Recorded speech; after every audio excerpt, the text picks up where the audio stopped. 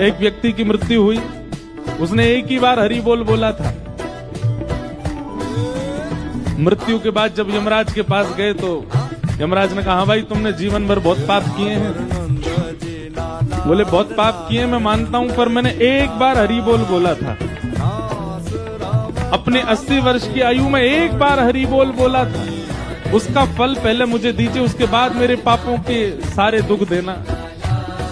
यमराज जी बोले एक ही बार बोला था? बोले हाँ बस एक बार। यमराज जी बोले हमको इसका फल नहीं पता। तो व्यक्ति बोला तो मुझे नहीं पता, पहले उसका फल मिलेगा तब नरक की यातनाएं भोगूंगा। यमराज जी उसको लेकर के शंकर जी के पास गए। शंकर जी से जाके पूछा कि महाराज इसने एक बार हरि बोल बोला है, इसका क्या फल मिलेगा? शंकर जी बोले भाई 1.25 लाख बार बोला हो, पुरुषण किया हो तो हमको फल पता है। 1 करोड़ बार बोला हो उसका फल भी हमको पता है। जीवन भर बोला हो, प्रत्येक दिन बोला हो उसका भी फल पता। एक बार बोलने का फल हमको नहीं पता। तो व्यक्ति बोला ऐसे काम नहीं चलेगा, आप दोनों को मैं देख लीजिए, फिर मैं भगवान शिकायत करूंगा, मुझे फल नहीं दे रहे, एक बार का फल दीजिए। शंकर जी बोले इसको एक काम करो, ब्रह्मा जी के पास ले चलो।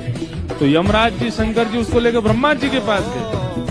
ब्रह्मा जी भी बोले भैया हमको सबके फल पता है, एक बार का फल नहीं पता।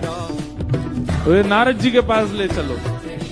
यमराज जी शंकर जी ब्रह्मा जी नारद जी के पास लेके गए। बोले आप तो 24 घंटा नाम जप करते हो, एक बार का फल क्या?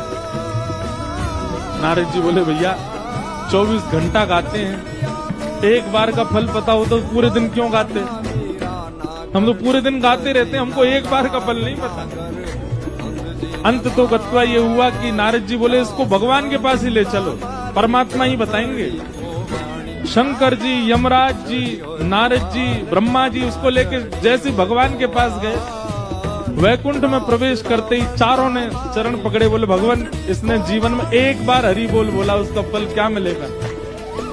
भगवान बोले अब और फल जानने की क्या आवश्यकता है? स्वयं ब्रह्मा जी, यमराज जी, शंकर जी, नारद जी जिसको लेके वैकुंठ नाम है, समझो यही एक बार हरि बोल का फल है।